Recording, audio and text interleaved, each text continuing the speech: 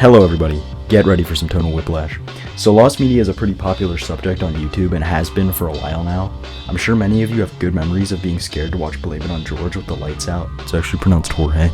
So why not throw my hat into the ring? I've been interested in lost media for years now, and there's one category of lost media that I'm particularly interested in. On the Lost Media Wiki, there are 5 categories of media: found media, partially lost media, and existence unconfirmed. Existence unconfirmed refers to lost media that has not been proven to be real. Existence unconfirmed media might be remembered by many or would seemingly make sense to exist. In this video, I'm going to talk about 8 pieces of unconfirmed media. I'm going to try and talk about some lesser known media. So there are some pieces that won't be on here because there are already YouTube videos with a decent amount of views discussing them. So don't expect to see the Hitogata commercial, the Shrek cringe compilation advert, the Purple Yoshi game, or the Animal Bones Nickelodeon short, which has basically been found, by the way. The OP of the original Reddit post that says that the short film Butcher's Hook is probably what he was looking for. It's only unconfirmed because we don't know if it aired in South America or not. And I just want to say, I wasn't joking about the tonal whiplash thing. I know some people hate how lost media is seen as creepy now, like, there's the fucking meme that's like, lost media YouTubers talking about the lost SpongeBob episode. But in my mind, lost media will always be a little creepy, so I'm gonna, sort of do that, but maybe not as much as Blame It On Jorge. Yeah, cool. Play the Guptal clip. Here we go! Sonic the Hedgehog. Awakening. Sonic Awakening was a game in the Sonic franchise that is purported to have been in development sometime in the late 2000s.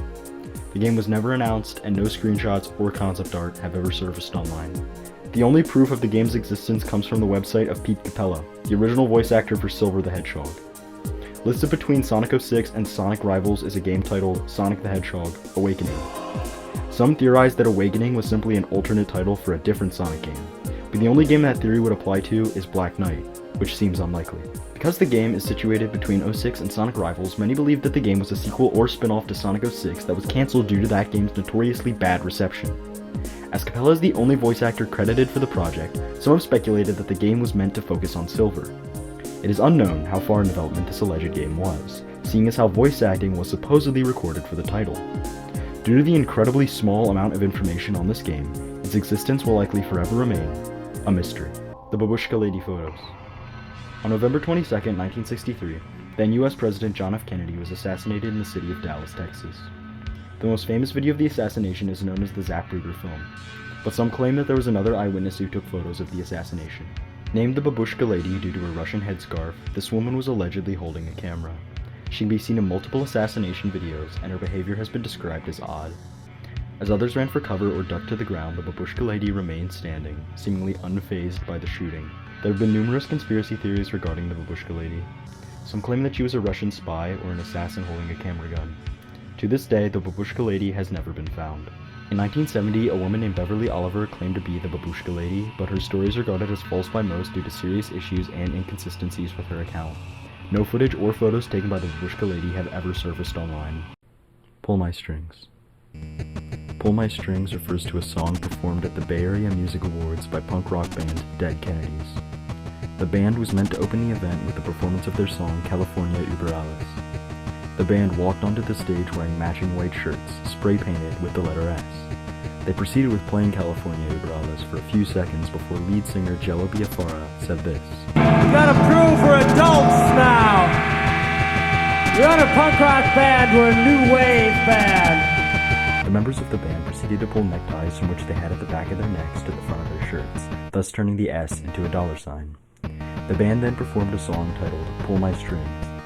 The song mocks the music industry as well as the hit song My Sharona by the Knacks.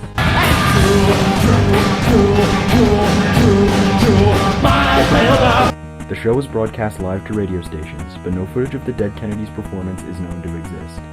There is footage of a performance by the band Huey Lewis and the News, so it's possible that footage of the Dead Kennedys may exist. However, bassist Klaus Flowride doubts this. Do you know if any video of this exists at all? I haven't seen any of it. None has surfaced on YouTube, which is the indicator. Indication to me that and Target Video wasn't there. I don't think Dirk was involved in doing anything because it wasn't the Mabuhay per se, and I don't think the band people recorded it. And if they have, they haven't said any, nobody's gotten in touch with us about the existence of the video. So I don't think it exists. I don't think they did any video of it. An audio performance of the song was later released on the compilation album Give Me Convenience or Give Me Death. Love Labour's One. Love Labour's One refers to a lost Shakespeare play written before 1598 and published in 1603. In Francis Muret's Palladis Tamia, also known as The Wit's Treasury from 1598, the play is listed with Shakespeare's comedies sitting next to Love Labour's Lost. A long-held theory was that Love Labour's One was merely an alternate title for The Taming of the Shrew, which was missing from Manet's list. However, in 1953, a collector found a 1603 book list by the stationer Christopher Hunt. This list includes The Taming of the Shrew, as well as Love Labour's One. It should be noted, however, there was another play known as The Taming of the Shrew, published by a rival playwright in 1594. It is possible that Shakespeare's version was originally named Love Labour's One, and that Hunt's list is merely referring to the rival play. Still, some are unconvinced by this, and believe that Love Labour's One is a true lost play, possibly a sequel to Love Labour's Lost. There are more theories, such as that the play was the original name of As You Like It, or Much Ado About Nothing, but the truth will probably never be truly known. Wolfman Zap. Wolfman Zap was the name of the mascot for the restaurant Zap's Bar and Grill. Very little is known about Zap or the restaurant. It was created by Nolan Bushnell and was intended to be the adult equivalent to Bushnell's successful Chuck E. Cheese restaurants. Animatronics in this period were often accompanied by show tapes, which contained programming information and audio. The existence of Wolfman Zap's show tape is unconfirmed. According to Bushnell, there were 5 Zap's Bar and Grill restaurants. It seems unlikely that the character will be present at this many restaurants and not have a show tape. The character himself is also very mysterious, as there are very few pictures of him and no videos. In 2015, members of the Retro Pizza Zone forum discovered a picture of what looks to be a dilapidated Wolfman Zap animatronic on the back of a truck. The picture was found on a now deleted Instagram post. One user noted that the cars in the photo are from the mid to late 80s, meaning that the photograph could be quite old. Another user pointed out that the truck had the flag of Nevada flying on it, possibly relating to the Reno location of Zap's Bar and Grill. Little about the picture is known otherwise, as no new information has surfaced since 2015. The fate of Wolfman Zap and his alleged show tape remains unknown. Dead Poets Society deleted scenes. The 1989 drama film Dead Poets Society features a large number of deleted scenes. These scenes can be grouped into 3 categories: found scenes, lost scenes with evidence proving their existence, and unconfirmed scenes. The found scenes, which are a majority of the deleted scenes, can be found in the extended cut or bonus features of the DVD. There are also scenes which are lost yet have evidence proving that they were filmed.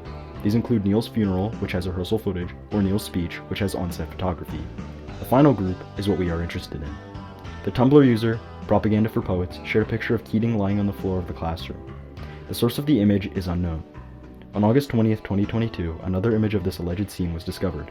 In this image, Keating is sitting on the floor of the classroom and he is laughing. It remains unknown if these are stills from a deleted scene or a mere press photos. The other 2 unconfirmed scenes are less interesting in my opinion. A scene where Keating instructs the students to review a book they've never read was mentioned on the DVD commentary, as was a scene depicting Charlie being intimate with one of the women he brought to the cave. It is unknown if these scenes were cut before editing, or even before filming.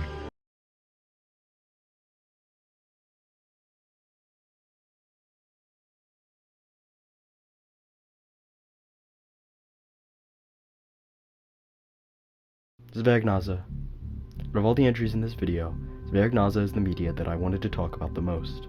I found it at the very bottom of the LMW category page for existence unconfirmed. To my knowledge, I am the first person to discuss this film in English on YouTube. But why is that? Well, the search for Zaragnaza is not English, but rather Russian. The title of the film, though, is not Russian. Zaragnaza is German for dwarf nose, as the alleged film is based on an 1826 German fairy tale of the same name. From my understanding, the original fairy tale tells the story of a boy named Jakob, or Jacob in English. Jacob's mother sells herbs and vegetables.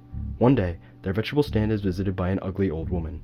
The woman makes a mess of the stand, causing Jacob to mock and make fun of her. The woman wishes Jacob a long nose and neck. Eventually, after following the woman home, Jacob is turned into an unsightly dwarf, and the rest of the story follows him dealing with this reality. If any Germans are watching this, feel free to correct me on this synopsis, as this story is not well known in the United States. There have been several attempts to film an adaptation of Zaragnaza, but many Russians remember a television film that aired twice in the 80s, and never again. The film was described as being deeply unsettling by many who recalled it. I should note that before I get into the aspects of this specific film, most of the information I could find on it is from a Russian website that has been poorly translated into English. The rest is from Russian forums which I use Google Translate on, or the Lost Media Wiki. Therefore, I cannot say that what I am saying is 100% accurate, but I do hope that it will raise awareness of this film in the English-speaking world. An artist drew multiple pictures to recreate what the film looked like, which I will show as I talk about what the users on these sites remember. The film was described as being depressing, unsettling, dreamlike, and gothic. According to the site, the film had a general feeling of hopelessness, with the film's world covered in a fog or haze. The site reports that the film's world was similar to the world of the movie Labyrinth. The witch is remembered as being terrifying by many users on the site. On another site, one user said the witch's face was not what was scary, but rather her sinister behavior and movements. Jacob's appearance was described as disgusting. Many recounted a stark contrast to how beautiful Jacob looked before his transformation. Some described Jacob as looking like the German actor Fritz Pepper, but the site says that it's unlikely he acted in the film. There were reportedly a few scenes which were shot in a first-person perspective, showing the world as Jacob saw it. Jacob moved as if he was in slow motion, creating a sense of drag, as the site puts it. There were often long pauses in between dialogue, meant to emphasize the atmosphere. There was almost no music, but allegedly there was disturbing background noise. The scene that seems to be the most remembered involves the cabbages purchased by the witch. As Jacob is carrying the cabbages, he looks inside the basket and finds that they are not cabbage heads, but rather human heads. The heads were bloody, shaggy looking, and their mouths were gaping open. The witch would then reply, "Yes, human heads are a heavy burden." The scene was brought up by multiple users across multiple sites, with most stating that it left them traumatized. It should be noted that there was another film adaptation of Zaragnaza made in the Eastern Bloc. In 1978, an adaptation was released in East Germany.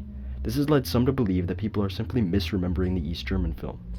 However, users on multiple websites claim that the 1978 film is not what they are looking for. One user in a Russian forum even called it terrible in comparison to the film they remember. An aspect of the film that is commonly brought up is that it was not Russian, but rather a foreign film. What country the film was originally from is debated, but there seems to be an agreement that it was not German. The countries I saw most commonly brought up are England, Czechoslovakia, which existed at the time, Poland, and Hungary. Surprisingly, the belief that the film was English seems to have decent support. I saw multiple claims that the film was part of an English anthology series that focused on fairy tales.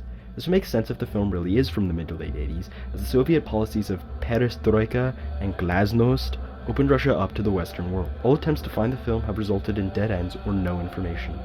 Multiple TV networks and film institutes were contacted, but none responded with any useful information.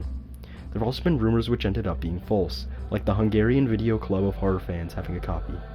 No leads have led to any proof that the film exists at all, but many are still searching, swearing that the film exists. I hope that was a decent little rundown of some interesting lost media. I'm not an expert on lost media, and I don't claim to be.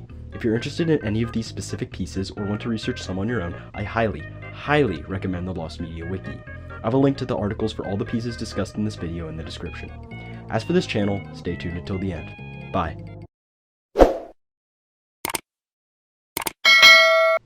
Okay, so this is unscripted. This is just the final thoughts on the video. If you decided to watch the whole thing, I don't know why you would want to do that.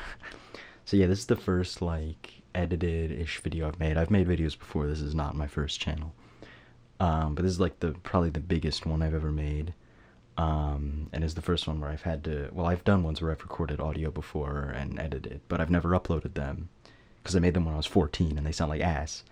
And I know some of you are probably thinking, wait, you're not 14? Because you sound like a fucking prepubescent teenager. I am not. I'm 17, actually. But yeah, I just want to say that this is like not a lost media channel. This is just gonna be like a variety thing, and it's not gonna be a job or anything. It's just like something I'm doing in my free time because I feel like it. If you have any constructive criticism on how to improve this video, I would greatly appreciate it. I'm recording this in a bathroom with a like $50 mic, so it doesn't sound great, I'd imagine. But the goal was not to create a masterpiece, it's just something to put out there so that I have like something to do because I was bored. So thank you so much for watching. Subscribe if you want, but it's not going to have a consistent upload schedule. I'm actually recording this after I just recorded the first item on the list, which was the Love Labors Once. So if I end up improving the audio later on, now you know why Love Labors Once sounds like shit. And if they all sound like shit, well, now you know. So yeah. Cool.